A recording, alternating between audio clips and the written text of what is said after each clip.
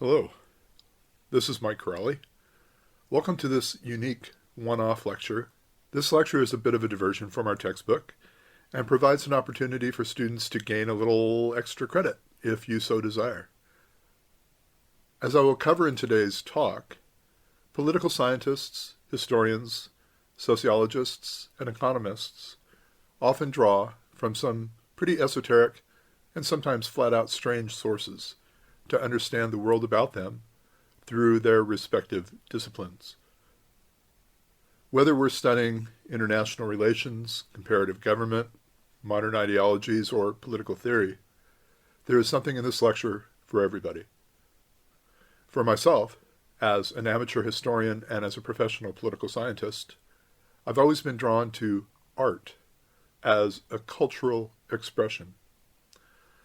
I don't know about you, but when traveling to another country or even domestically in the U.S., the absolute must-do on any sightseeing itinerary is always to hit the local museums. Oh my gosh, art museums, archaeological museums, natural history collections, libraries, even sometimes zoos are often on my to-see list. There's few better ways to get the pulse of a city or a country than to visit their museums to understand their culture and what's important. It really wasn't until I started traveling extensively, first in my time in the Navy and then later as I grew older and broadened the scope of my wanderlust, that I realized art is truly everywhere around me, not just in museums, but everywhere I look. To that end, one fascinating artistic expression can be found in how people remember their dead. In other words, through tomb art. Well, this is a fascinating area to me. In fact, I'm now in the process of publishing my third book called Tomb Art as Political and Cultural Representation. I'm just waiting for permission to use a few more images in that book, and then the printing presses will fire up. So, our seminar question today asks you to examine any specimen of tomb art of your choice, describing it in the context of cultural, political, and/or religious significance. I will reintroduce the seminar question at the end of today's recording, and perhaps draw out a few more examples from which you might get a thesis statement and an outline. Are you game? Great. Here we go. Imagine London's Westminster Abbey, Vienna's Kaisergruft. What about St. Peter's Basilica in Rome? The pyramids of Egypt, the pyramids of Peru. What about displays of skulls under busy intersections in Mexico City? Have you ever been curious about Lenin's refrigerated body at the Kremlin?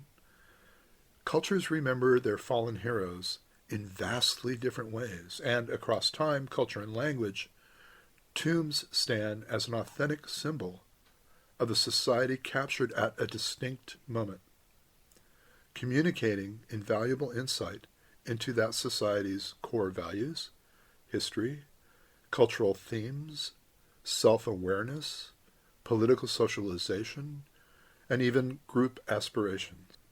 Often considered macabre reminders of our mortality, tombs stand witness to a culture's memory and interpretation of its struggles, reflecting dynamic shifts in ideologies and governmental systems, the rise of dynasties and empire, the all-too-human thirst for power and for immortality, the love of wealth conflicting with accepted moral teachings, the influence of revolutions and reformations, and even contemporary fashions, jokes, and personal aesthetics. In fact, a viewer cannot help but respond subconsciously to the wealth of symbolism and allegory on many tombs. In a sense, the very making of a monument itself is a symbolic act, but beyond that, a whole range of symbolic and allegorical conventions form parts of monumental design and iconography, indeed from the earliest days.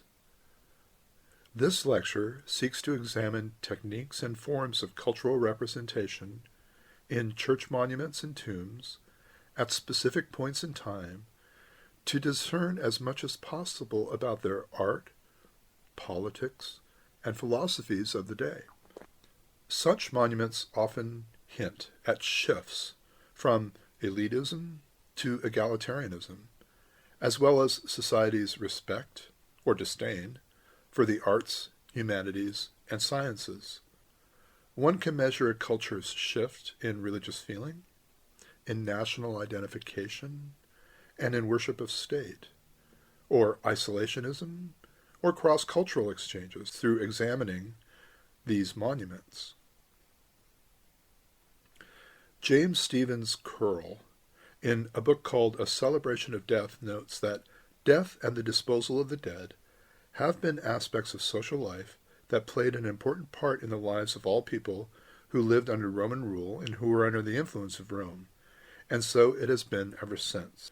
The inheritors of Rome in Europe and the New World all owe an immense debt to Roman culture for their great legacy of funerary architecture that has been handed down. The Etruscan and Roman concept of memorializing an effigy stands as common legacy to each of these three cultures under examination. During cultural revolutions and civil unrest, objets d'art often fall prey to destruction or defacement. Although image breaking was associated with the official rejection of Roman Catholicism, monumental sculptures in churches, however, and especially tombs and effigies, seem overall to have escaped this ruinous treatment, or at least suffer less from overly enthusiastic cleansing programs. Were it not for many surviving medieval tomb effigies, contemporary scholars would be much less aware of costume and armorial styles of the Middle Ages. Furthermore, monumental sculpture has one vast advantage over painting. It is in the round. It is 3D. We can see how our ancestors looked and how they dressed from behind, how they thought of death and of resurrection, how they fought and how they were armed. In an era of increasing globalization, this examination, then, of the tombs of Elizabeth I of England, who died in 1603, Maria Theresa of Austria, who died in 1780, and Pope Alexander VII, who died in 1667, serves us as a vehicle for very different societies and cultures to understand each other's art, their history, their religious and political socialization, their political systems, and their political philosophies. We know that Elizabeth I of England was born to King Henry VIII and his second wife, Anne Boleyn, in September of 1533. Elizabeth reigned over England and Ireland, as well as France in name, from November of 1558 until her death in 1603. One of the longest reigning English monarchs, and best beloved of her time, Elizabeth remains one of the most intriguing, fascinating, and deeply studied of her line.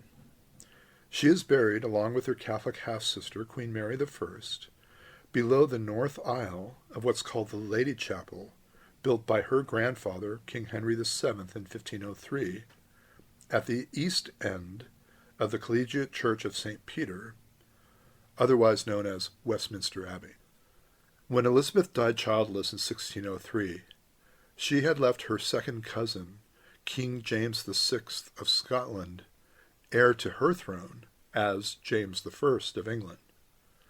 Elizabeth's letters to James suggest she expected him to take the throne even though she had not yet named him successor. In 1596, James made clear his acceptance by strategically naming his first daughter Elizabeth. James was the son of the Catholic Mary Stuart, Queen of Scots and widowed Queen of France, who suffered execution at the order of Elizabeth I in 1567. James was faced with the political reality of having to acknowledge his mother, to whom he owed his lineage and loyalty, as well as acknowledging she to whom he owed his throne, yet who caused his mother's death. To not build a monument to the beloved Elizabeth makes little political sense. The style of tomb, the placement, and the timing, however, seemed to show less than full ardor for his predecessor.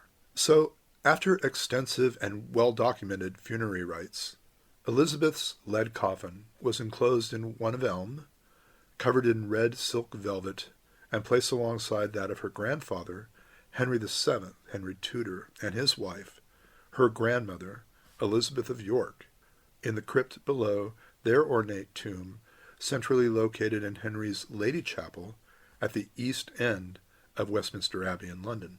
At the instigation of the powerful Cecil family, James hired little-known Huguenot, or French Calvinist, immigrant, Maximilian Colt, who lived from 1595 to 1645, to design and implement Elizabeth's church monument, while hiring the better-known master mason in the office of the King's Works, Cornelius Cure, for that of his mother, Mary Queen of Scots.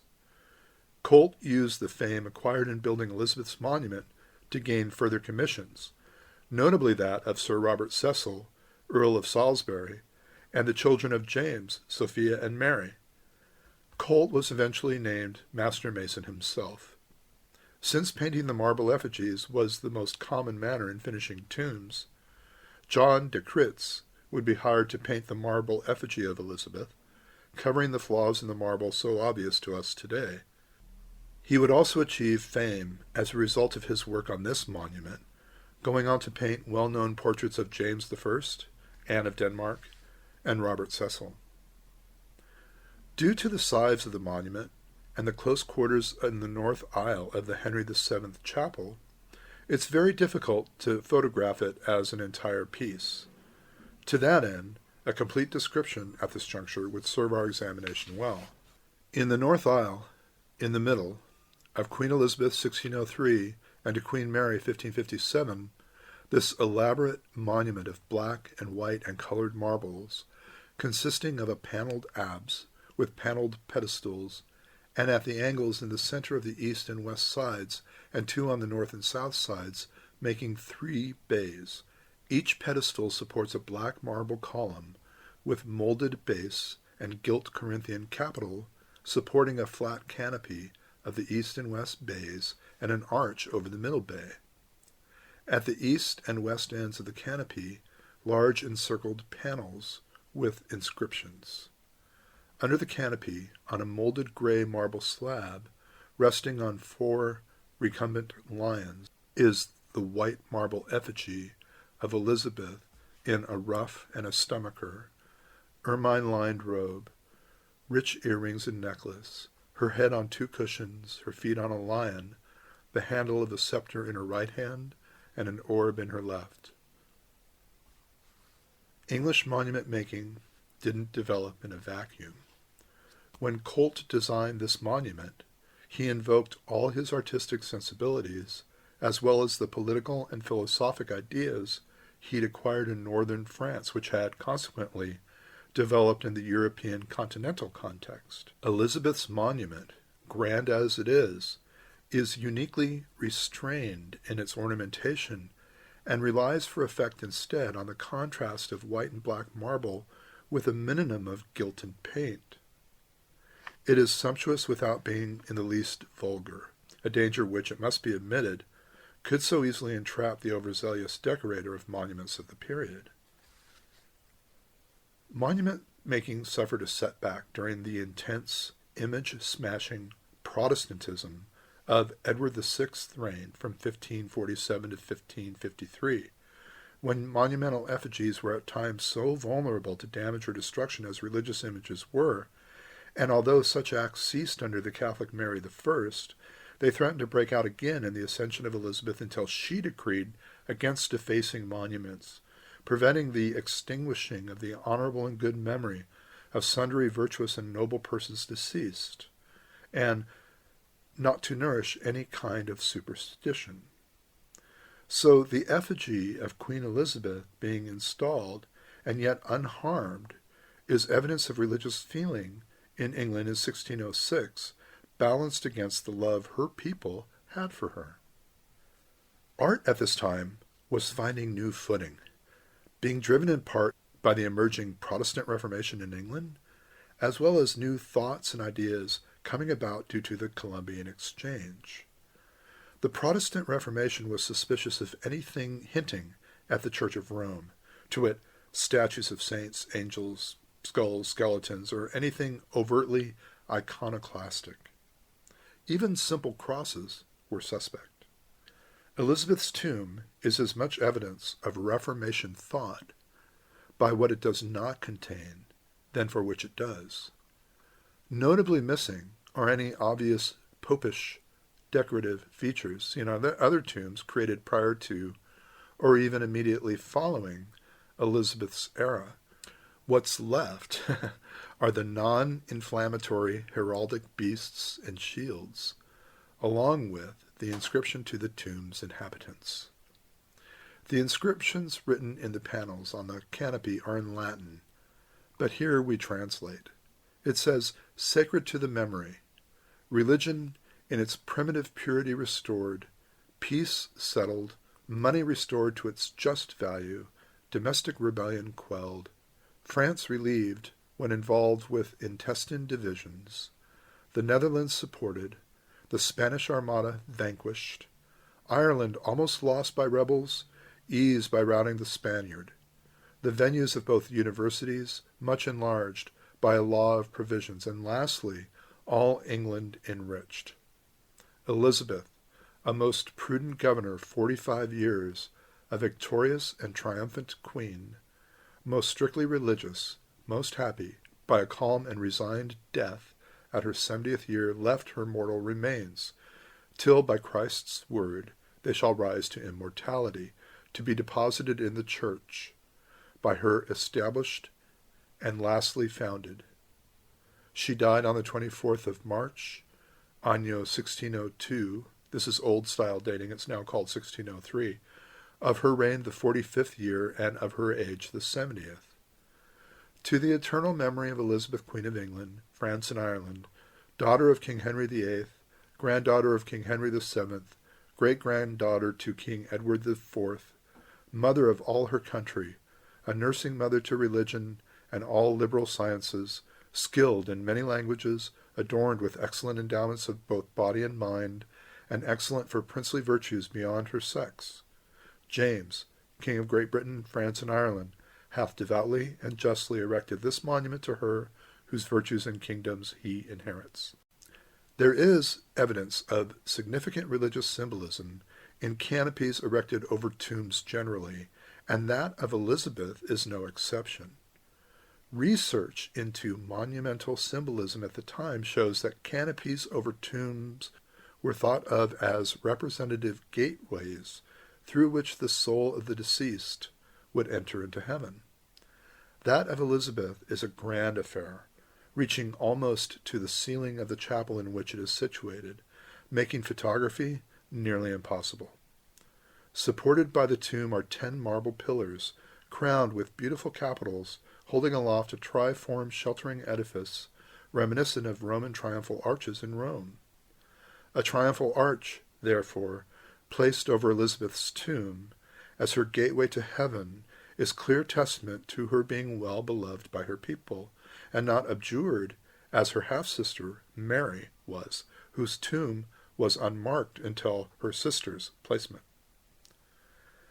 Elizabeth's tomb is regal in its simplicity and authoritarian in its lack of overt grandiosity. It is exquisite in its carving and serves as understatement, underlying great power. The face of the effigy is thought to have been taken from a death mask, and clearly shows the visage of a woman used to authority and respect. Gone is any idealization or glossing over of her humanity.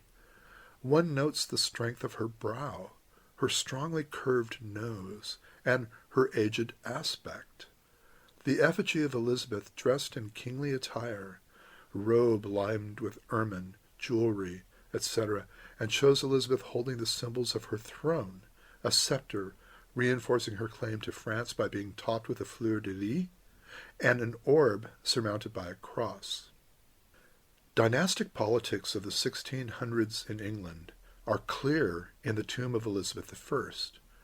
One needs look no further than its setting in relation to other monuments and within the abbey itself.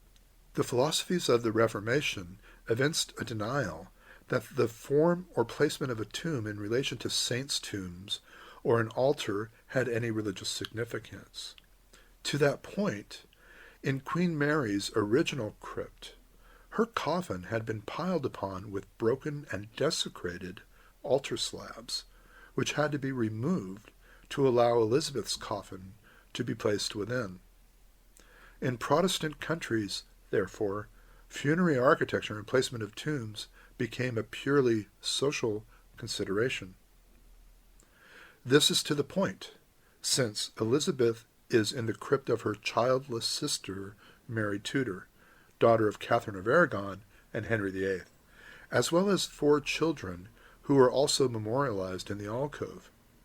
The moving epitaph, partners in both throne and grave, here rest we 2 sisters, Elizabeth and Mary, in the hope of one resurrection. Aside, one might argue the placement of 2 childless women in one crypt, surrounded by children, is a political and social statement that these are family lines which end abruptly and permanently. Should one argue this impression, one can see contrasting view in the south aisle, known as the Beaufort Chapel, where one finds the memorial to James' mother, remember her, Mary, Queen of Scots, Mary Stuart. In a clear denial of her having been executed, she is crowded in by members of her fertile family, both ancestors and progeny, crowned, noble, and certainly fertile. Well, originally buried in Peterborough Cathedral, Mary Stuart's remains were moved to Westminster Abbey, where her memorial is flanked by Margaret Douglas, Countess of Lennox, her mother-in-law, as well as by her great-grandmother, Margaret Beaufort, Countess of Richmond, the mother of Henry VII. Her tomb is twice as large and cost about twice as much as Elizabeth's. Although her son James is buried with Henry VII, thereby claiming legitimacy through proximity, many of her line find rest in the Stuart crypt below her memorial in the Beaufort Chapel. The placement of the tomb, then, is evidence of the ongoing political needs of the royal house to restate not only its lineage, but its future viability as well. Contemporary commentators, furthermore, clearly saw how important to James I the possession and control of his successor's body was to his dynastic ambitions. One might take away from viewing the tomb of Elizabeth a sure feeling of being in the presence of regality and of great power. Yet one also feels a sense of aloneness and of sterility, one might say even coldness. The sheer size of the lab, the effigy, and the canopy, replete with these heraldic devices, are meant to impress the viewer with the importance of the tomb's inhabitants, and indeed impress they do. Queen Elizabeth's tomb is the highest-ranking individual site visited within Westminster Abbey, which receives upwards of 500,000 visitors a year. Pointedly, in 1606, burial in the abbey was restricted to monarchs, or at the monarch's discretion. It wasn't until the Victorian age that burial in the abbey was awarded to basically the highest bidder. So, secular iconography is evident, such as unicorns, which represent England, but also virginity. And remember, Elizabeth was the Virgin Queen. And the dragon iconography in the tomb refers to St. George, the patron saint of England. The 4 lions the effigy rests upon represents, iconographically, courage and strength. The red and white roses, apart from being Tudor heraldry, also represent sinless innocence and virginity. However, there is little feeling of connection with the dynasty, past or future, or of contributing to the further security of the realm. In life, as in death, Elizabeth appears alone and solemn in her regalness, buried with a sister who she couldn't have been more unlike, in a chapel built by her great-grandfather. The student might ask, for what viewer the tomb was built to be seen?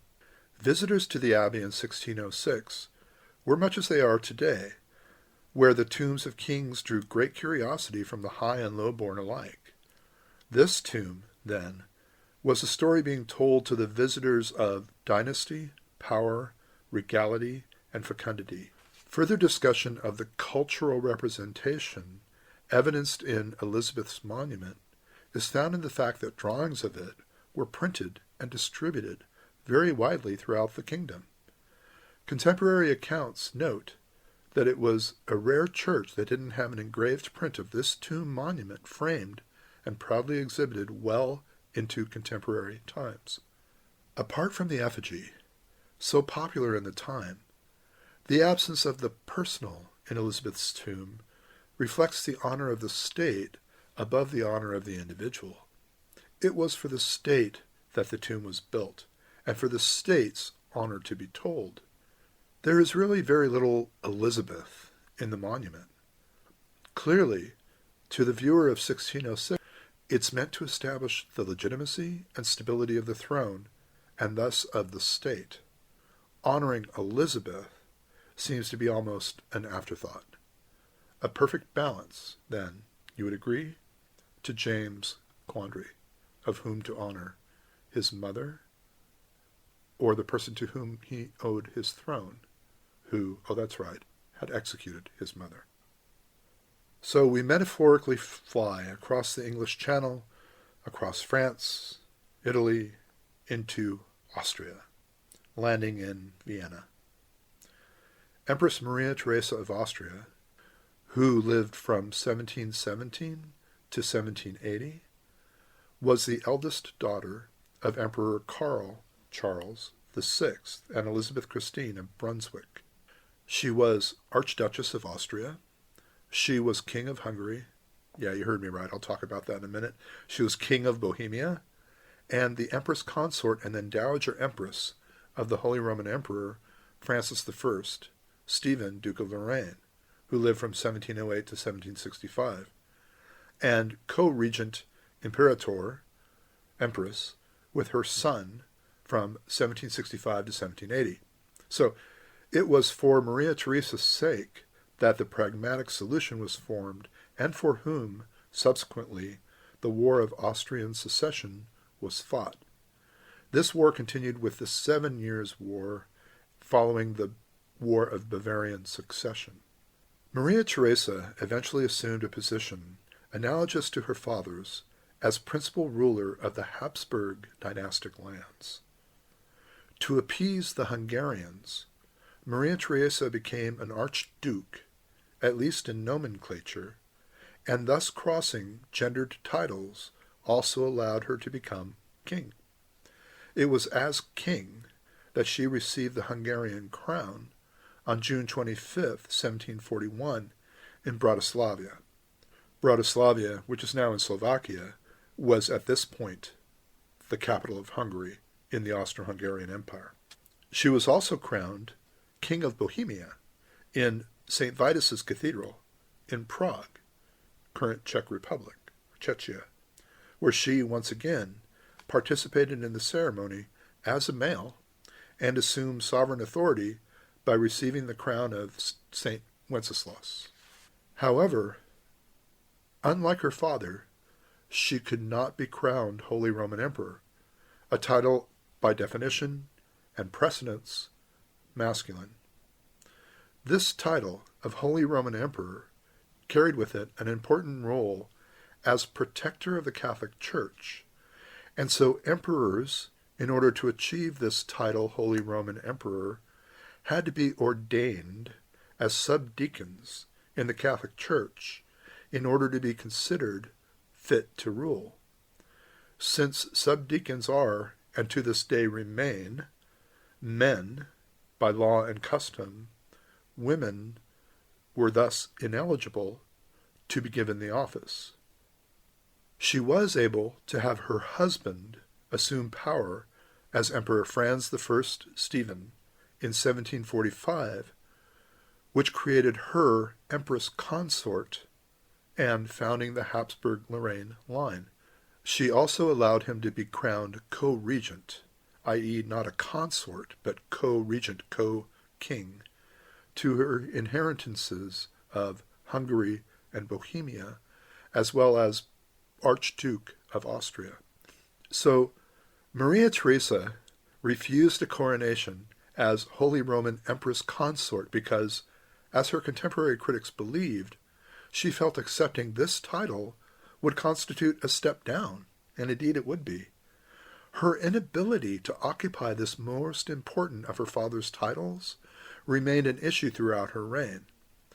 This problem really was in title only, as her husband, Francis, apparently left the bulk of governance to his able and controlling wife, opting instead to support her through application of his business acumen and common sense, spending the bulk of his short reign indulging his great interest in the natural sciences. Well, Maria Theresa's reign is likened to that of Queen Victoria in England in its length, stability, and its fecundity.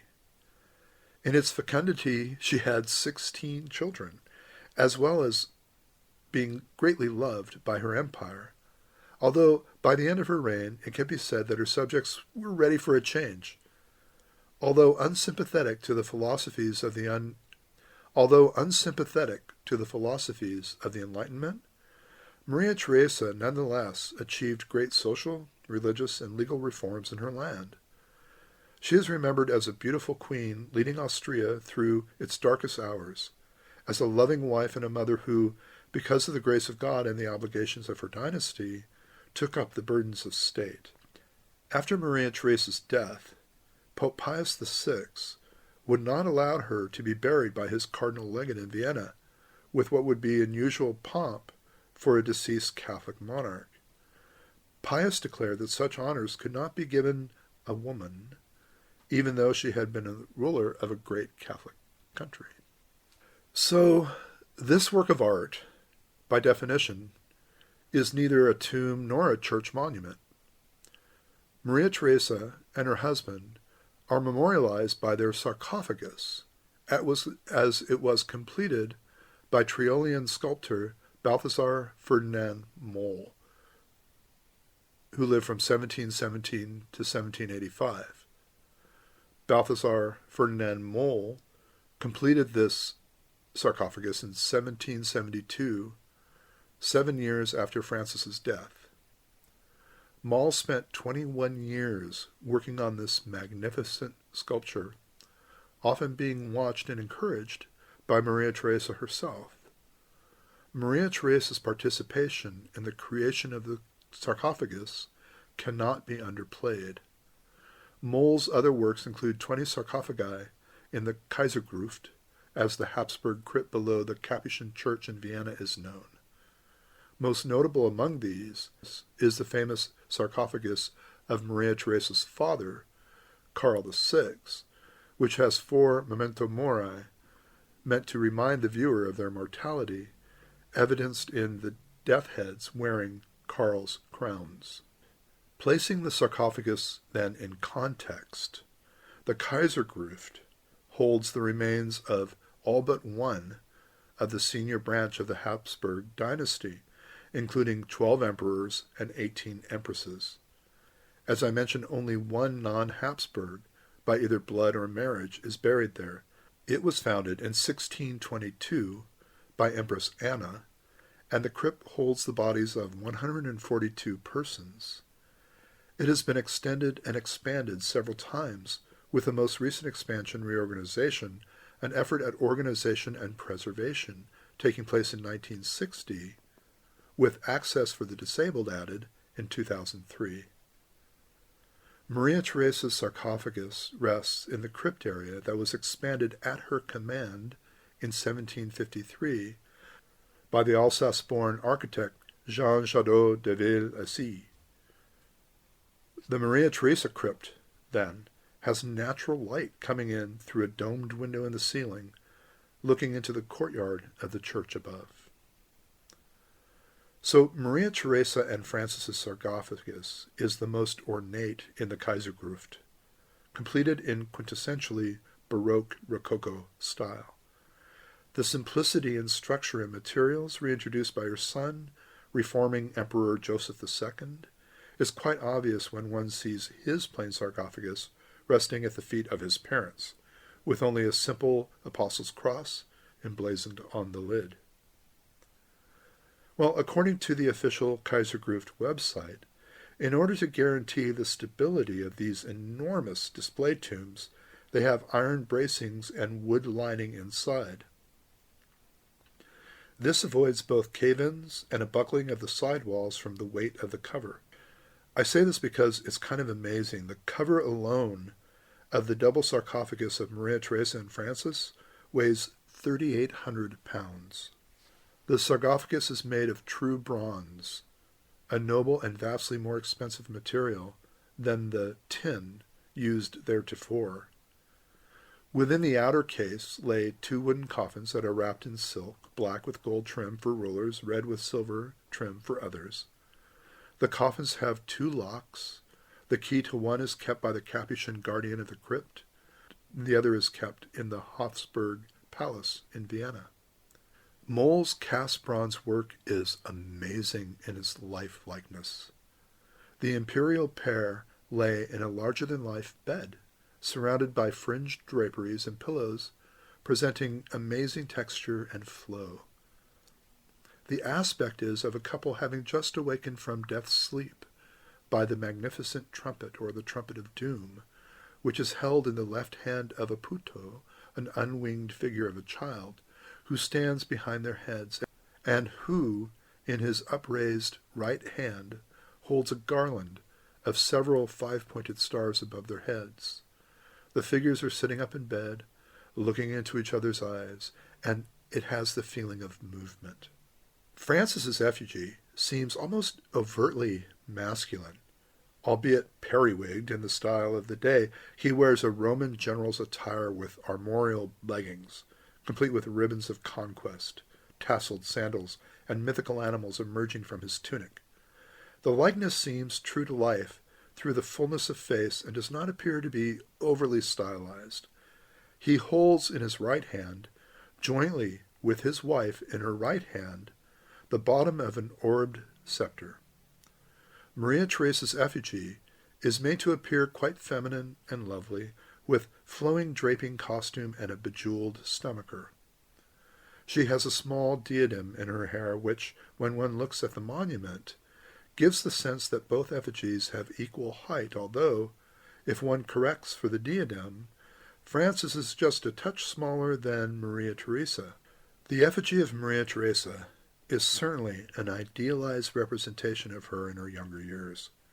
Most importantly to our examination, however, is that the right hand of Maria Theresa's effigy is the uppermost part of the orb shared with her husband, but with her left hand is independently clasping the hilt of a sheathed sword. The raised engravings on the 2 elongated sides of the sarcophagus depict 4 important events in their lives that joined them in sovereignty, including the ceremonial entrance to Florence as Archduke and Archduchess of Tuscany, Francis's coronation as Holy Roman Emperor in an elaborate ceremony at Frankfurt, his coronation at St. Vitus Cathedral in Prague as co-regent of Bohemia, and the coronation ceremony at St. Martin's Cathedral in Bratislava as Maria Theresa, King of Hungary. At the 4 corners of the sarcophagus, grieving statues serving as aspects of Germany, Hungary, Bohemia, and Jerusalem hold the identifiable crowns, heraldic devices on shields, and national flags of their sovereignty. On the 2 sides are tributes to fallen warriors, to wit, battle flags, a helmet resting atop a vertical mace, an empty suit of armor draped with garlands of victory, numerous guns, cannonballs, battle drums, and tipped battle flags. On the front and back of the sarcophagus, one notes, again, Memento Mori, in the guise of skulls wearing the crowns of the Holy Roman Empire and the Archduchy of Austria, with crossed sword and scepter. The entire sarcophagus is on 4 feet, deftly hidden in the dresses of the grieving aspects of nations, the presence of which are necessary for this to be considered sarcophagus instead of a tomb. The entire mass rests on a base of rose-colored marble. Even the placement of the sarcophagus is a masterful stroke at propaganda. Through the placement in brilliant daylight, giving it a central location and creating great height, makes the sarcophagus of Maria Theresa and Francis a focal point for visitors coming into the Kaisergruft. It rests at the west end of a long, dark aisle, flanked on either side with no less than 43 predecessors, 15 of whom were vested with imperial title. The visitor's first impression is of an unimpeded view down a very long, dark aisle, originating in the shadowed end of the Founder's Crypt, through the Leopold and the Karl crypts, respectively, and into the natural light blazing through the dome over Maria Theresa's sarcophagus. The visitor, then, might assume the ornate sarcophagus, bathed in light, holds the remains of the final fruit of the noble lineage laid at length before it. It isn't until one reaches the Maria Theresa vault that one might look to the north and see that it continues on to the Franz crypt, etc. But this is not the view at the entrance. The view at the entrance is that Maria Theresa is the sum total of that lineage of emperors. So again, in the effigy, Maria Theresa is shown as very feminine and motherly, and yet holds power equal to or greater than her husband. Again, by holding the top part of the scepter and independently holding the hilt of a sword, the effigy signifies joint sovereignty, but individual military power, and in the iconography of the mid-1700s, it also represents justice, constancy, and fortitude. The Rococo edging of the sarcophagus is made of entwining oak leaves, representative of strength and honor. Further trees are seen in the relief, symbolic of regeneration and immortality. She is shown as co-equal to her tomb-mate by her effigy being made the same height as his and looking frankly and directly into his eyes. The Puto, the small child figure, in classical iconography, is evidence of the strength and peace of a woman's reign, and the Puto holds the garland of stars, representing the blessings of heaven over their heads collectively. Accordingly, then, in this iconography, she is responsible for heaven's approval of their reign. She has a military tribute on her side as well as on his, despite the 2 major defeats against Prussia, as well as the 7 Years' War, all of which led to the loss of territory in the territory of Dresden, as well as her having lost the North Italian duchies of Parma, Pienza, and Guastalla, which went to the Spanish Bourbons.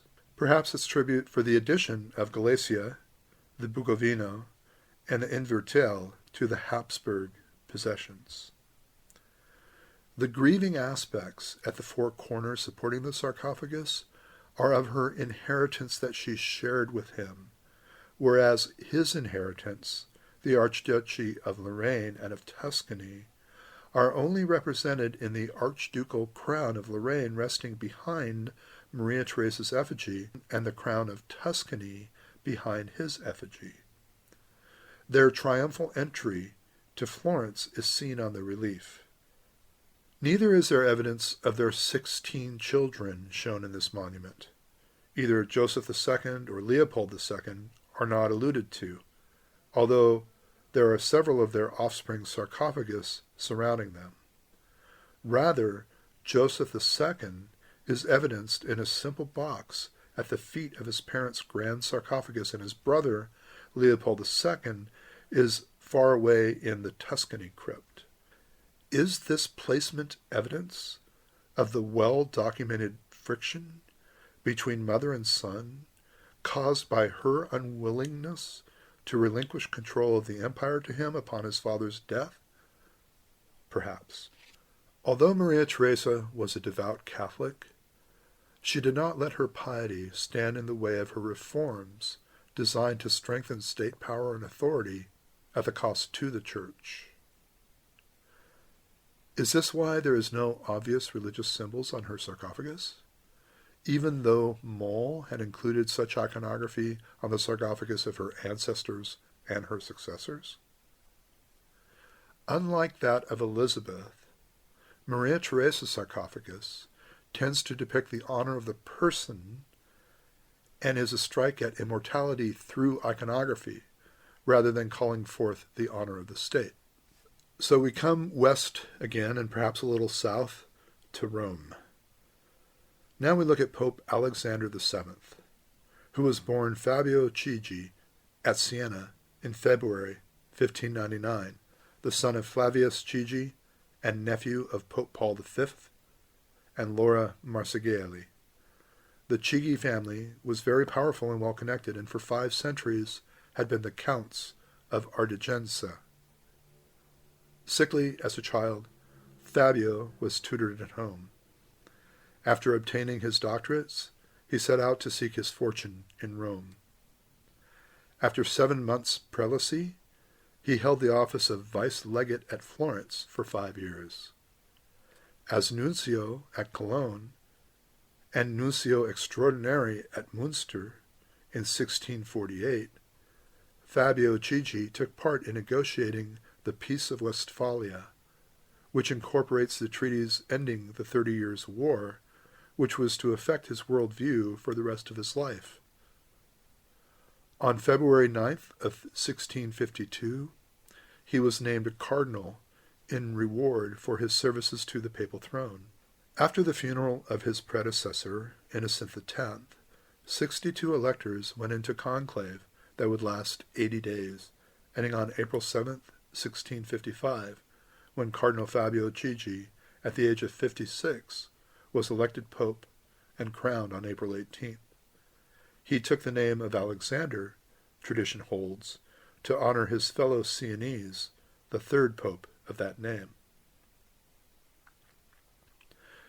There are several political considerations of Alexander's pontificate which bear mentioning.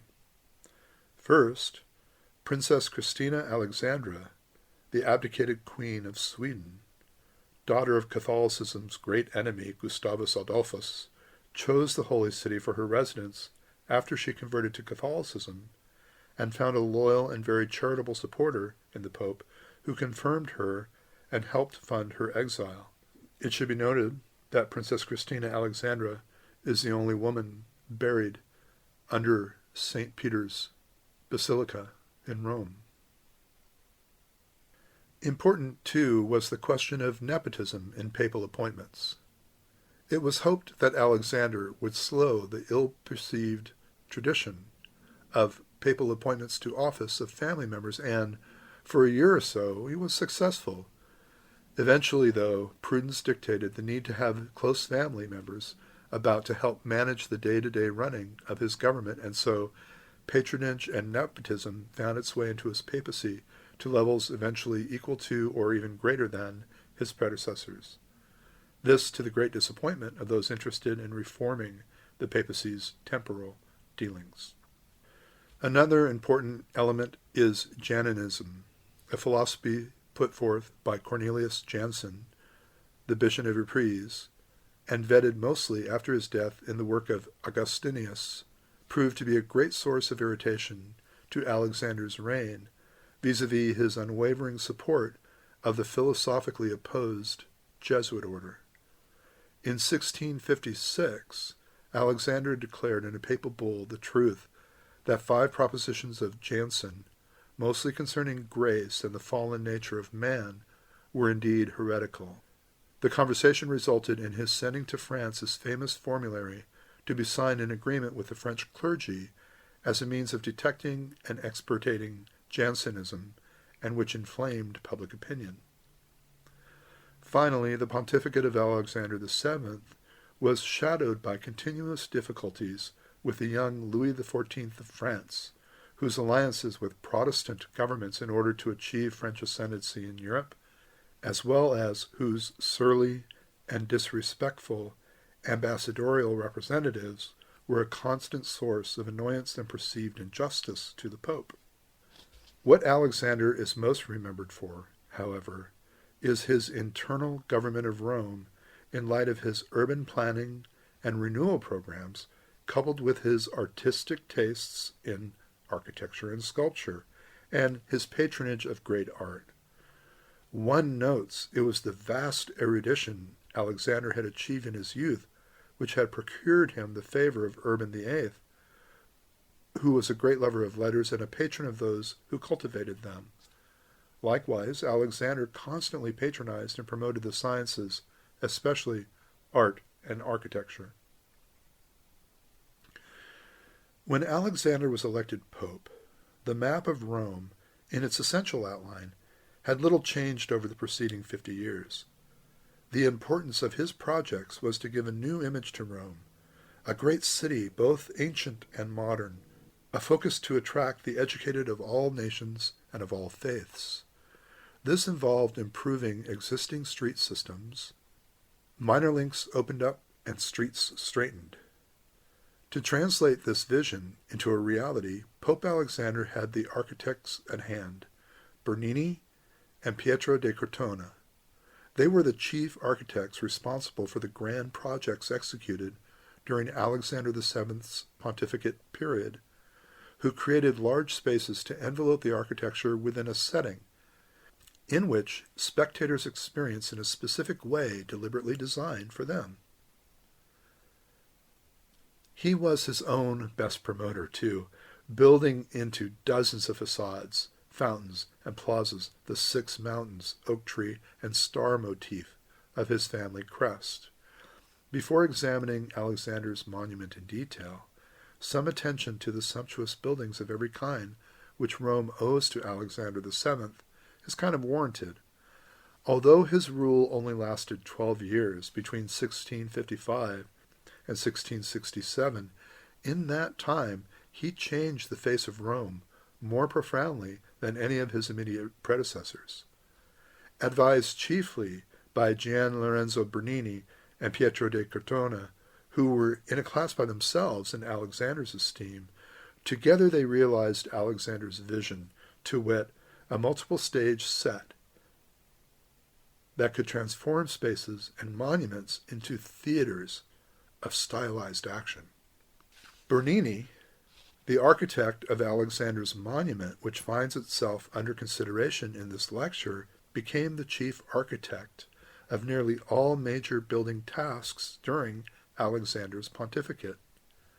Alexander saw him almost daily to chat, to be entertained, and to be advised on whatever came along regarding questions in art. For Alexander VII, public squares were an ornament to the city, apart from filling a public need in the traffic system of the mid-17th century cityscape. Like long streets, the squares, which were intended to both fill urgent practical needs as well as to present a grand show to the visitor. The plaza facing St. Peter's was one such example. It was the most ambitious, and to Alexander the most important of his teatri.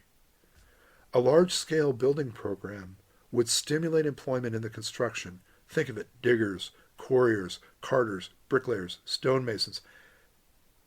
And so it was an act of almsgiving in disguise. Alexander was known for spending in great deficit, taxing his citizens heavily to the point of diminishing returns. However, the building was meant to also attract tourists and to bring employment to domestics and funds to innkeepers and noble families willing to let out their palaces.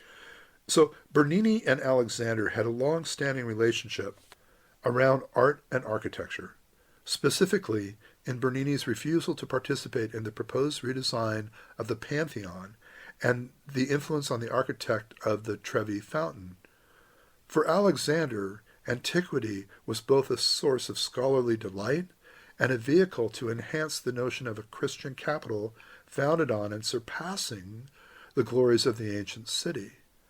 Alexander will be seen to trust Bernini with his memorial, stating the sculptor would have excelled at any profession to which he might have devoted himself. In 1667, it is documented that Alexander seriously began to think of his own death. He summoned the cardinals and showed them a cypress coffin prepared for him when he became pontiff, and addressed them in a Latin discourse explanatory of his whole pontifical conduct. Weakened by persistent fever, he had the Confession of Faith read according to custom, gave his papal benediction to the cardinals who were present, and died on May 22nd of 1667 at the age of 68 years, having governed the Church, as I suggest, for 12 years, 1 month and 15 days. He was buried in the Vatican, memorialized by this monument, which was the highly esteemed work of Bernini towards the close of his career, so at his most adept. In private life, Alexander was known to be cheerful, and as full of anecdote as any good-humored person. He liked his company to be lively in reason and to seem to enjoy erudite conversation. His company habitually consisted of the great thinkers and philosophers of the day. When the conversation ceased to be familiar with him, he would quietly speak upon literature, ecclesiastical history, or upon the sacred sciences. We will find these personal and political aspects of Alexander VII reflected in his tomb monument. So Bernini's monument to Alexander VII is found in St. Peter's Chapel of the Sacrament in St. Peter's Basilica in Rome.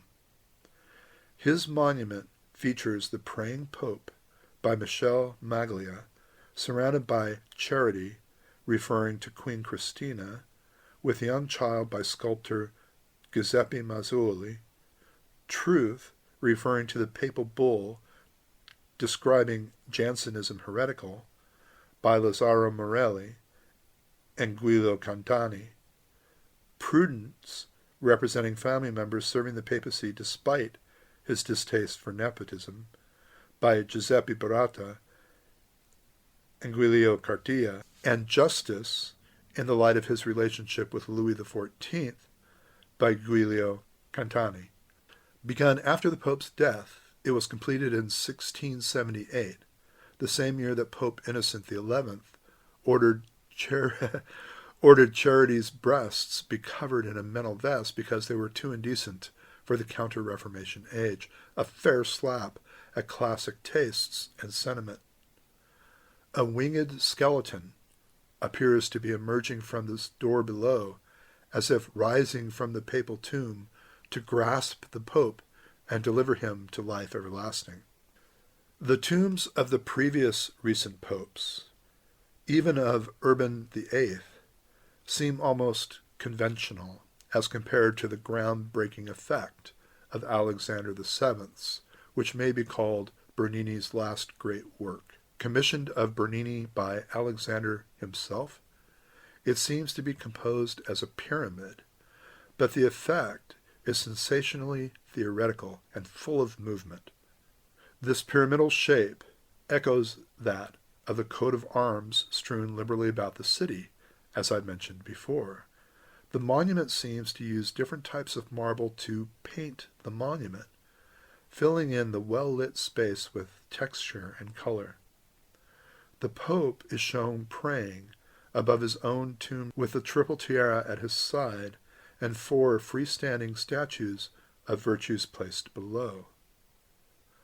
The borderline between the aesthetic and the natural space seems to have been further morphed by the omission of a coffin or a sarcophagus and the introduction of a door itself, half concealed by a curtain of jasper pulled up by Death himself, directly connects, or seems to connect, the space in which we find ourselves with the vault that shelters the remains of the pontiff, and moreover by the fact that the 2 personifications in front so vigorously overlap the lateral boundaries of the niche that they seem to belong quite literally to 2 worlds. One notes that Bernini departed from previous iconography in that the effigy statue of the Pope is no longer crowned and enthroned, giving an apostolic blessing, as with many of his predecessors' tombs, but rather kneeling in an aspect of prayer. The composition is similar to that of the other Urban VIII tomb. However, there are some differences. In contrast with the dominant figure of the Pope on the Urban tomb, the Pope here is a simple kneeling figure without any sign of his office. Instead of two, there are four allegoric figures: charity, prudence, justice, and truth. Below, as I mentioned, there is a real door symbolizing the gate of death, from which a sand glass holding skeleton, the death, raises the heavy drapery. So papal tombs have evolved from the simple niches of the catacombs to lavish tombs such as this, and have since returned to the simple sarcophagus of John Paul II, and reflect the papal institutions kind of coming full circle as well. Alexander VII's monument, however, represents the effigy of papal tomb building, reflecting the temporal powers gathered in the medieval and Renaissance papacy at full throttle. The statue of Pope Alexander kneeling as opposed to being enthroned speaks to his humility. The iconographic triremium, or the triple tiara, rests at the Pope's knees instead of being worn, and this represents the Pope having laid down his earthly power and being ready for transcendence. This reflects the folklore of Alexander being ready to die and welcoming death, to the point of having kept his coffin in his apartments and inviting his cardinals in to view it. The aspect of the Pope's face in the statue seems tired but hopeful, and his eyes lift up to the future rather than being cast down as one would expect in prayer. The statues of the virtues which accompany the statue of the Pope invoke a strongly standardized iconography, which makes the viewer's understanding of who's who easier. In fact, a 1603 book by Cesare Ripa, a librarian employed by Cardinal Salviati, set clear rules for the portrayal of virtues and a host of other personifications. Charity, for example, is always portrayed in the act of offering her breast to a child, usually with another child waiting at her feet, although Alexander's charity has only the one child.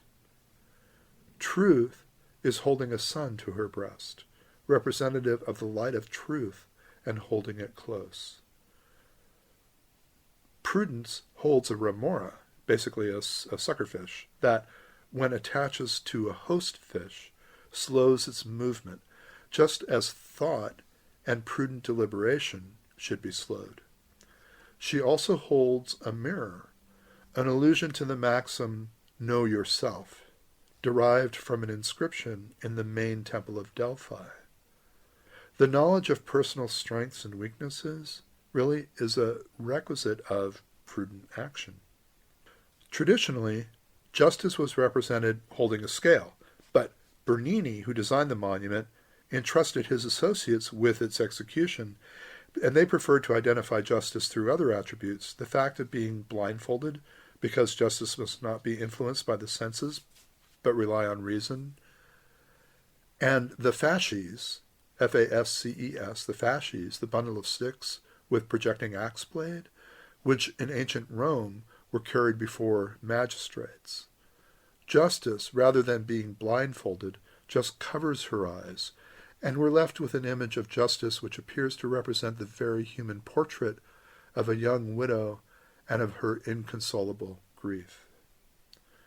Truth, standing unclothed and apart from the monument, is a very overt statement, and one might conjecture it's a personal reference to the latter years of Alexander VII, a man frustrated to the point of unparalleled humiliations against the French. In his heroic attempts to assert the power of the Holy See, the truth, against that of Louis XIV of France, as well as his unsuccessful efforts to unite all Christian nations against the Turks. One notes, truth's left foot stands on England, and her toe pointing to France is almost surely not accidental. In the iconography of the virtues in the monument of Alexander VII, we find the emphasis has been switched from the saving powers of virtues external to the deceased, such as those of patron saints, to the moral worth of the deceased's own virtuous life. For, as well as personifying virtues in the abstract, allegorical figures were used to portray, in particular, the virtues aspired to or possessed by the deceased. For me, something quite interesting is the representation of the skeleton embodying death is in the act of showing the Pope a clepsydra to tell him that his life is over. He hides his face in the folds of jasper cloth, portraying that even death is ashamed of having deprived the world of such an esteemed Pope. Note that this representation of death is winged, or flying, and is representative of the motto, "Time irreparably flies," more so when coupled with the iconography of the hourglass. To the viewer in 1678, the skeleton represents a Memento Mori, a popular tomb icon that stands a reminder of one's own mortality, and is an echo of that style reflected more systematically as the transy tradition, very strong in England and France. Memento Mori objects combined images of death with moralistic advice, and were intended to inspire humility and virtuous action in the living. This invokes Panofsky's history of the representation of death. The phenomenon of the transy contained images of the dead, usually naked and partially decomposed, picturing the collective relevance of life on earth rather than individual achievements and status. They, too, were common in Northern Europe in the 15th and 16th centuries.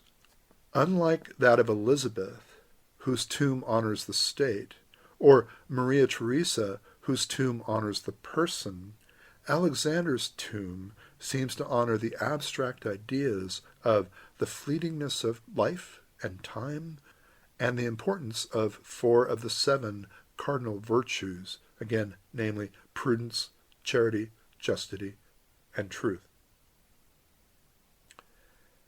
As detailed at the start of this lecture, tombs are often considered macabre reminders of our mortality, and stand witness to a culture's memory. We've seen interpretation of its struggles between dynasties, religions, and empires, such as those between the power of France and the Holy See, between Prussia and Austria. We've reflected dynamic shifts in ideologies in Alexander's tomb and governmental systems in Elizabeth's. We've seen the rise of dynasties and empires along the path of the Kaisergruft toward Maria Theresa's sarcophagus, as well as the all-too-human thirst for power and immortality evidenced thereon. We see the love of wealth conflicting with accepted moral teachings in the overly plain and austere tomb of Elizabeth I, and the influence of revolutions and reformations in Alexander's. We've seen contemporary fashions, especially in Elizabeth and Maria Theresa, humor in James' epitaph for Elizabeth and Mary, and personal aesthetics evidenced through Alexander's commission of his monument with Bernini. In fact, the viewer could not help but respond subconsciously to the wealth of symbolism and allegory on these tombs.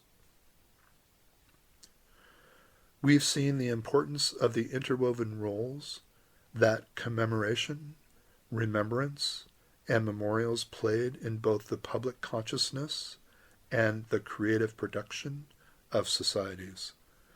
We've measured 3 cultures' shift in religious feeling, from Mary the Catholic to Elizabeth the Protestant, from Maria Theresa to Joseph, from Urban to Alexander, in views of national identification, worship of state, isolationism, cross-cultural exchanges, through examination of these monuments. Thus is the church monument of Elizabeth I of England, the sarcophagus of Maria Theresa of Austria, and the tomb of Pope Alexander VII cultural representations of art, religion, politics, fashion, and philosophy. Which, my friends, brings us back to our seminar question, which asks you to examine any specimen of tomb art of your choice, describing it in the context of cultural, political, and or religious significance. And so again, simply find something that really interests you artistically or culturally or politically or religiously, and tell me about it. What does the tomb art represent? What is the iconography? What does it tell us about the person, about the state, about the society, about the religion? I don't care which tomb you pick. I really don't. This is an opportunity for an historian, a political scientist, a sociologist to look at a piece of art and derive meaning from it. Again, this is an extra credit assignment. Absolutely not necessary to achieve a passing grade in this class. But if you're lacking a few points and you want to try to bump up your grade a little bit, this is a great opportunity.